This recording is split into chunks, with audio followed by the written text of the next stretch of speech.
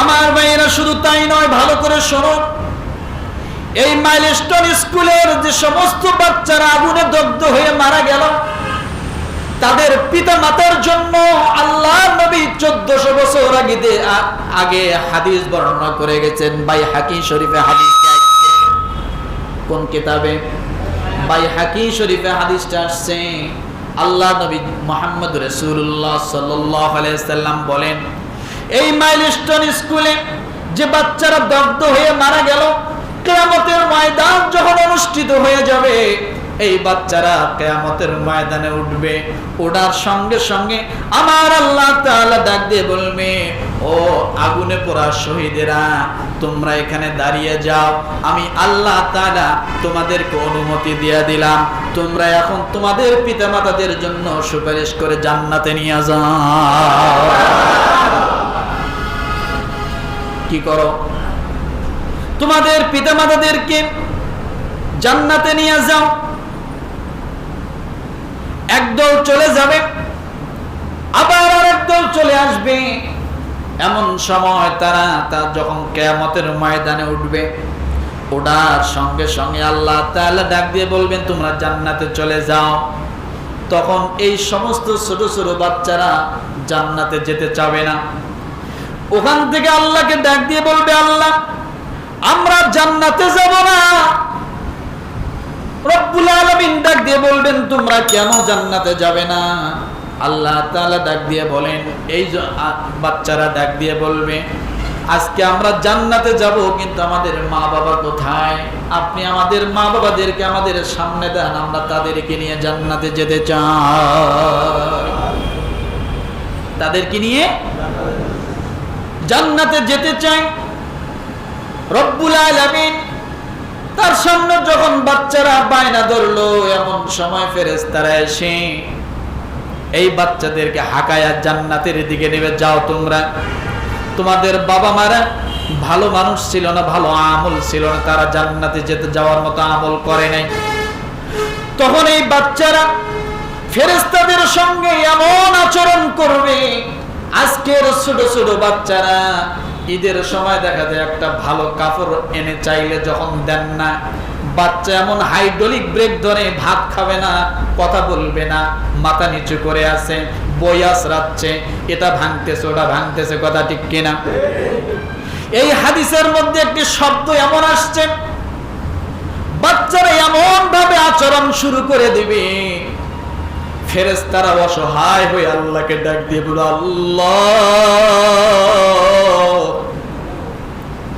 এরা ছোট ছোট মানুষ শহীদ হয়ে মারা গেছে, আগুনে পুড়ে মারা গেছে, এদের আচরণ তো আমরা আর ঠিক থাকতে পারি না। আল্লাহ ডাক দিয়ে বলেন, ওরা কি চায়?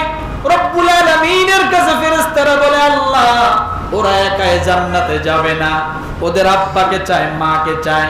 শুধু তাই নয়, আপনি যদি এই শহীদের মর্যাদার হাদিসগুলো দেখেন, এক একজন শহীদ ব্যক্তি 70 জন মানুষকে সুপারিশ করে জান্নাতে নিয়ে যাবে। বাচ্চারা এবার ডাক দিয়ে বলবে, আল্লাহ, আমার আব্বা কোথায়, মা কোথায়? রব্বুল আলামিন ডাক দিয়ে বলবেন, তারা তো জাহান্নামে চলে গেছে, তাদের গুনাহ খাতা অনেক ওজন বেশি হয়েছে। আল্লাহ তাআলার সামনে এই ছোট ছোট শহীদি বাচ্চারা ডাক দিল, আল্লাহ, যে জান্নাতে আব্বা নাই, মা নাই, ওই জান্নাতে আমাদের যাওয়ার দরকার নাই, তুমি আল্লাহ নিজেই জান্নাতে থাকো। কি করো? তোমার জান্নাত তুমি থাকো, আমাদের ওই জান্নাত দরকার নাই যে জান্নাতে মা পাবো না, বাবা পাবো না, ছোটকালে মা আব্বা হারিয়েছি। আল্লাহ তাআলা ডাক দিয়ে বলবেন, ও শহীদ, তোমার কথা আমার রহমতের জোশ ঢেলেছে, যাও, আমি আল্লাহ তাআলা তোমার আব্বা মা শুধু নয় 70 জনকে সুপারিশ করার অনুমতি দিয়ে জান্নাতে দিয়ে দিলাম। তাহলে যে মা, যে বাবা এই সন্তান আজকে হারিয়েছে, তাদের জন্য সান্ত্বনার হাদিস আছে না নাই? কথা বলে ভাই, হাকির হাদিসটা বড় চমৎকার। আল্লাহ রাসূল এই হাদিসগুলো বলেছেন যে রাসূল সপ্তাহে মহিলাদের সামনে, মহিলাদের কাছে যে তালিম দিতেন, রাসূল সেখানে বসে আবু হুরায়রা রাদিয়াল্লাহু আনহু হাদিসটি বর্ণনা করেছেন, রাসূল বলতেন যে যারা 3টা সন্তান হারিয়েছে সে জান্নাতি। এক মহিলা জিজ্ঞাসা করলো, ইয়া রাসূলুল্লাহ, যদি কারো 2 সন্তান হারায়? রাসূল বললেন সেও জান্নাতি। আরেক মহিলা 1 সন্তান হারাইছে, সেও বলল, ইয়া রাসূলুল্লাহ, তাহলে 1 সন্তান যদি কেউ হারায়, রাসূল বললেন সেও জান্নাতি।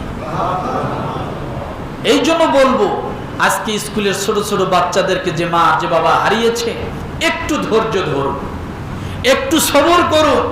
অন্তত আপনার জান্নাতে গ্যারান্টি সহকারে যাওয়ার ব্যবস্থা আল্লাহ তৈরি করে দিয়েছে। কথা ঠিক না? গ্যারান্টি সহকারে আপনার জান্নাতে যাওয়ার জন্য আল্লাহ ব্যবস্থা করে দিয়েছেন। এই জন্য বলি, আমরা হতাশ হব না। আমরা অনেক কথা বলি, কেন স্কুলের উপর দিয়ে গেল প্লেন, এখানে কেন পড়লো, এই হলো সেই হলো। আসলে এটা স্বাভাবিক, অভিযোগ আসতে পারে, কিন্তু সে অভিযোগটা দেখতে হবে যে আমি আল্লাহ থেকে, আল্লাহর উপর ইয়াকিন থেকে দূরে সরে যাচ্ছি কিনা। কথা ঠিক না? এজন্য আমরা সকলেই ওই সমস্ত বাচ্চাদের জন্য দোয়া করি, আল্লাহ যেন তাদের ওসিলায় আমাদেরকে মাফ করে দেয়।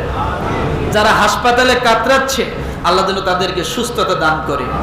আর এই দুনিয়ার জমিনে যত মৌত আছে, তার মধ্যে সবচাইতে দামি, উন্নত, শ্রেষ্ঠ মৌত হলো শহীদি মৌত।